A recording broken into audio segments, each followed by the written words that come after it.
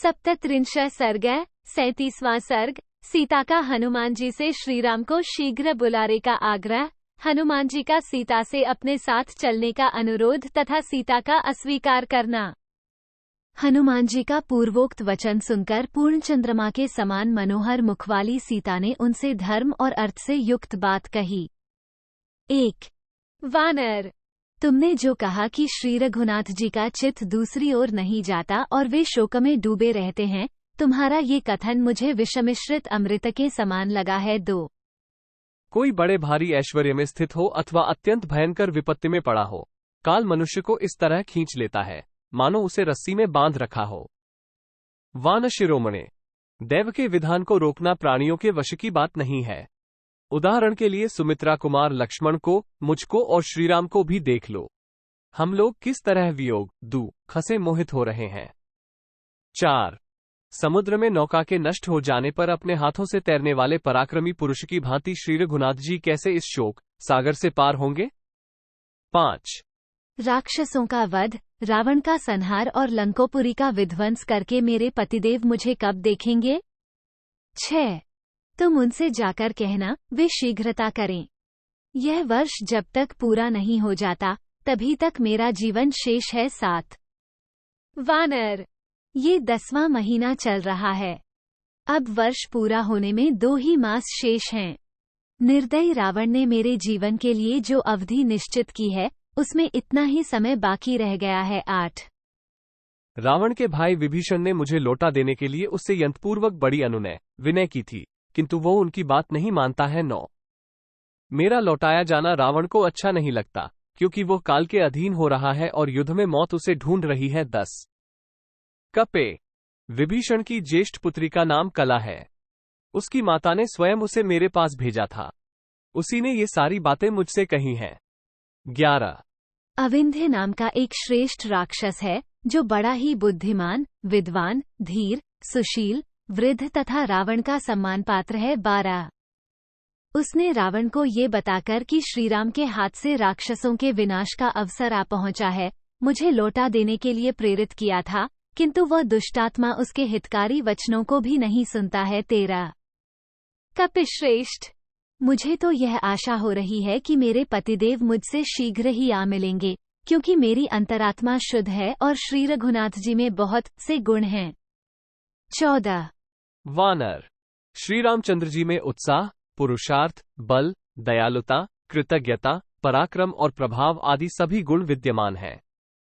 15 जिन्होंने जनस्थान में अपने भाई की सहायता लिए बिना ही 14,000 राक्षसों का संहार कर डाला, उनसे कौन शत्रु भयभीत न होगा। 16 श्री रामचंद्र जी पुरुषों में श्रेष्ठ हैं। वे संकटों से तोले या विचलित किए जाएं, ये सर्वथा असंभव है। जैसे पुलुम कन्या शची इंद्र के प्रभाव को जानती है, उसी तरह मैं श्री रघुनाथ जी की शक्ति सामर्थ्य को अच्छी तरह जानती हूँ। 17 कपेव, शूरवीर भगवान श्रीराम सूर्य के समान हैं। उनके बाण समूह ही उनकी किरणें हैं। वे उनके द्वारा शत्रुभूत राक्षस रूपी जल को शीघ्र ही सोख लेंगे। 18 इतना कहते कहते सीता के मुख पर आंसुओं की धारा बह चली। वे श्री रामचंद्र जी के लिए शोक से पीड़ित हो रही थीं। उस समय कपिव हनुमान जी ने उनसे कहा। 19 देवी, आप धैर्य धारण करें। मेरा वचन सुनते ही श्री रघुनाथ जी वानर और भालुओं की विशाल सेना लेकर शीघ्र यहाँ के लिए प्रस्थान कर देंगे। 20 अथवा मैं अभी आपको इस राक्षस जनित दुख से छुटकारा दिला दूंगा। सती साध्वी देवी, आप मेरी पीठ पर बैठ जाइए। 21 आपको पीठ पर बैठाकर मैं समुद्र को लांघ जाऊंगा। मुझमें रावण सहित सारी लंकाओं को भी ढो ले जाने की शक्ति है। 22 मिथिलेश कुमारी, रघुनाथ जी प्रसरवणगिरि पर रहते हैं। मैं आज ही आपको उनके पास पहुंचा दूंगा, ठीक उसी तरह जैसे अग्निदेव हवन किए गए भविष्य को इंद्र की सेवा में ले जाते हैं। 23 विदेह नंदिनी, दैत्यों के वध के लिए उत्साह रखने वाले भगवान विष्णु की भांति राक्षसों के संहार के लिए सचेष्ट हुए श्रीराम और लक्ष्मण का आप आज ही दर्शन करेंगी। 24 आपके दर्शन का उत्साह मन में लिए महाबली श्रीराम पर्वत शिखर पर अपने आश्रम में उसी प्रकार बैठे हैं जैसे देवराज इंद्र गजराज ऐरावत की पीठ पर विराजमान होते हैं। 25। देवी, आप मेरी पीठ पर बैठिए। शोभने, मेरे कथन की उपेक्षा न कीजिए। चंद्रमा से मिलने वाली रोहिणी की भांति आप श्री रामचंद्र जी के साथ मिलने का निश्चय कीजिए। 26। मुझे भगवान श्री राम से मिलना है। इतना कहते ही आप चंद्रमा से रोहिणी की भांति श्री रघुनाथ जी से मिल जाएंगी। आप मेरी पीठ पर आरूढ़ होइए और आकाश मार्ग से ही महासागर को पार कीजिए। 27। कल्याणी, मैं आपको लेकर जब यहां से चलूंगा उस समय समूचे लंका निवासी मिलकर भी मेरा पीछा नहीं कर सकते। 28। विदेह नंदिनी, जिस प्रकार मैं यहां आया हूं उसी तरह आपको लेकर आकाश मार्ग से चला जाऊंगा, इसमें संदेह नहीं है। आप मेरा पराक्रम देखिए। 29। वानर श्रेष्ठ हनुमान के मुख से यह अद्भुत वचन सुनकर मिथिलेश कुमारी सीता के सारे शरीर में हर्ष और विस्मय के कारण रोमांच हो आया। उन्होंने हनुमान जी से कहा, वानरयुथपति हनुमान, तुम इतने दूर के मार्ग पर मुझे कैसे ले चलना चाहते हो? तुम्हारे इस साहस को मैं वानरोचित चपलता ही समझती हूँ। 31। वानशिरोमणे, तुम्हारा शरीर तो बहुत छोटा है, फिर तुम मुझे मेरे स्वामी महाराज श्रीराम के पास ले जाने की इच्छा कैसे करते हो? 32। सीता जी की यह बात सुनकर शोभाशाली पवन कुमार हनुमान ने इसे अपने लिए नया तिरस्कार ही माना। 33। वे सोचने लगे, कजरारे नेत्रों वाली विदेहनंदिनी सीता मेरे बल और प्रभाव को नहीं जानती, इसलिए आज मेरे उस रूप को, जिसे मैं इच्छानुसार धारण कर लेता हूं, ये देख लें। 34। ऐसा विचार करके शत्रुमर्दन वानशिरोमणि हनुमान ने उस समय सीता को अपना स्वरूप दिखाया। 35। वे बुद्धिमान कपिव उस वृक्ष से नीचे कूद पड़े और सीता जी को विश्वास दिलाने के लिए बढ़ने लगे। 36। बात में उनका शरीर मेरु पर्वत के समान ऊंचा हो गया। वे प्रज्वलित अग्नि के समान तेजस्वी प्रतीत होने लगे। इस तरह विशाल रूप धारण करके वे वानर श्रेष्ठ हनुमान सीता जी के सामने खड़े हो गए। तत्पश्चात पर्वत के समान विशालकाय, तांबे के समान लाल मुख तथा वज्र के समान दाढ़ और नख वाले भयानक महाबली वानरवीर हनुमान विदेहनंदिनी से इस प्रकार बोले। 38। देवी, मुझमें पर्वत, वन, अट्टालिका, चहारदीवारी और नगर द्वार सहित इस लंकोपुरी को रावण के साथ ही उठा ले जाने की शक्ति है। 39। अतः आप मेरे साथ चलने का निश्चय कर लीजिए, आपकी आशंका व्यर्थ है। देवी विदेहनंदिनी, आप मेरे साथ चलकर लक्ष्मण सहित श्री रघुनाथ जी का शोक दूर कीजिए। 40। वायु के औरस पुत्र हनुमान जी को पर्वत के समान विशाल शरीर धारण किए देख प्रफुल्ल कमलदल के समान बड़े बड़े नेत्रों वाली जंक किशोरी ने उनसे कहा, महाकपे, मैं तुम्हारी शक्ति और पराक्रम को जानती हूँ। वायु के समान तुम्हारी गति और अग्नि के समान तुम्हारा अद्भुत तेज है। 42। वानर युथपते, दूसरा कोई साधारण वानर अपार महासागर के पार की इस भूमि में कैसे आ सकता है? मैं जानती हूँ तुम समुद्र पार करने और मुझे ले जाने में भी समर्थ हो, तथापि तुम्हारी तरह मुझे भी अपनी कार्य सिद्धि के विषय में अवश्य भलीभांति विचार कर लेना चाहिए। 44। कपिश्रेष्ठ, तुम्हारे साथ मेरा जाना किसी भी दृष्टि से उचित नहीं है, क्योंकि तुम्हारा वेग वायु के वेग के समान तीव्र है। जाते समय यह वेग मुझे मूर्छित कर सकता है। 45। मैं समुद्र के ऊपर आकाश में पहुंच जाने पर अधिक वेग से चलते हुए तुम्हारे पृष्ठभाग से नीचे गिर सकती हूं। 46। इस तरह समुद्र में जो तिमी नामक बड़े बड़े मत्स्यों, नाकों और मछलियों से भरा हुआ है, गिरकर विवश हो मैं शीघ्र ही जल जंतु का उत्तम आहार बन जाऊंगी। इसलिए शत्रुनाशन वीर, मैं तुम्हारे साथ नहीं चल सकूंगी। एक स्त्री को साथ लेकर जब तुम जाने लगोगे उस समय राक्षसों को तुम पर संदेह होगा, इसमें संशय नहीं है। 48। मुझे हरकर ले जाई जाती देख दुरात्मा रावण की आज्ञा से भयंकर पराक्रमी राक्षस तुम्हारा पीछा करेंगे। 49।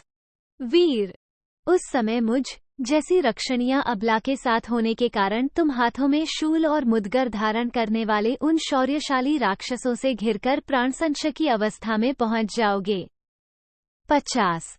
आकाश में अस्त्र शस्त्रधारी बहुत से राक्षस तुम पर आक्रमण करेंगे और तुम्हारे हाथ में कोई भी अस्त्र न होगा।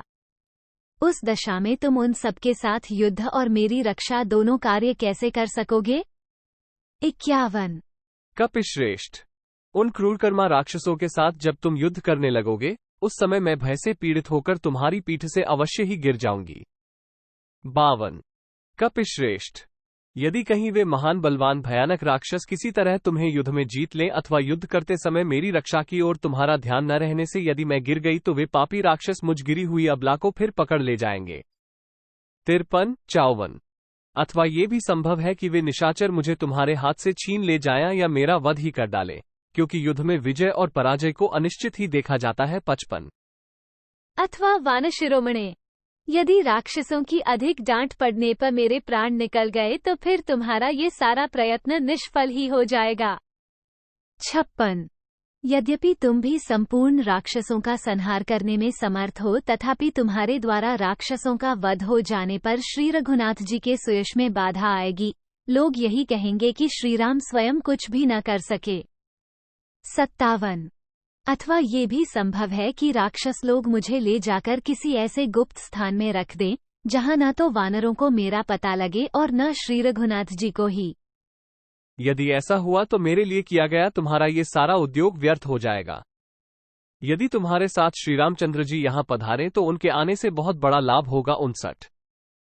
महाबाहो, अमित पराक्रमी श्री रघुनाथ जी का, उनके भाइयों का, तुम्हारा तथा वानरराज सुग्रीव के कुल का जीवन मुझ पर ही निर्भर है। 60। शोक और संताप से पीड़ित हुए वे दोनों भाई जब मेरी प्राप्ति की ओर से निराश हो जाएंगे, तब संपूर्ण रीछों और वानरों के साथ अपने प्राणों का परित्याग कर देंगे। वानर श्रेष्ठ, तुम्हारे साथ न चल सकने का एक प्रधान कारण और भी है। वानरवीर, पति भक्ति की ओर दृष्टि रखकर मैं भगवान श्रीराम के सिवा दूसरे किसी पुरुष के शरीर का स्वेच्छा से स्पर्श करना नहीं चाहती। 62। रावण के शरीर से जो मेरा स्पर्श हो गया है वो तो उसके बलात् हुआ है। उस समय मैं असमर्थ, अनाथ और बेबस थी, क्या करती? 63। यदि श्री रघुनाथ जी यहाँ राक्षसों सहित दशमुख रावण का वध करके मुझे यहाँ से ले चलें तो वो उनके योग्य कार्य होगा। 64। मैंने युद्ध में शत्रुओं का मर्दन करने वाले महात्मा श्रीराम के पराक्रम अनेक बार देखे और सुने हैं। देवता, गंधर्व, नाग और राक्षस सब मिलकर भी संग्राम में उनकी समानता नहीं कर सकते। 65। युद्धस्थल में विचित्र धनुष धारण करने वाले इंद्रतुल्य पराक्रमी महाबली श्री रघुनाथ जी लक्ष्मण के साथ रह वायु का सहारा पाकर प्रज्वलित हुए अग्नि की भांति उद्दीप्त हो उठते हैं। उस समय उन्हें देखकर उनका वेग कौन सह सकता है। 66। वानशिरोमणे, सम्रांगण में अपने बाणरूपी तेज से प्रलयकालीन सूर्य के समान प्रकाशित होने वाले और मतवाले दिग्गज की भांति खड़े हुए रणमर्दन श्रीराम और लक्ष्मण का सामना कौन कर सकता है। 67। इसलिए कपिश्रेष्ठ, वानरवीर, तुम प्रयत्न करके युद्धपति सुग्रीव और लक्ष्मण सहित मेरे प्रियतम श्री रामचंद्र जी को शीघ्र यहाँ बुला ले आओ। मैं श्रीराम के लिए चिरकाल से शोकाकुल हो रही हूँ।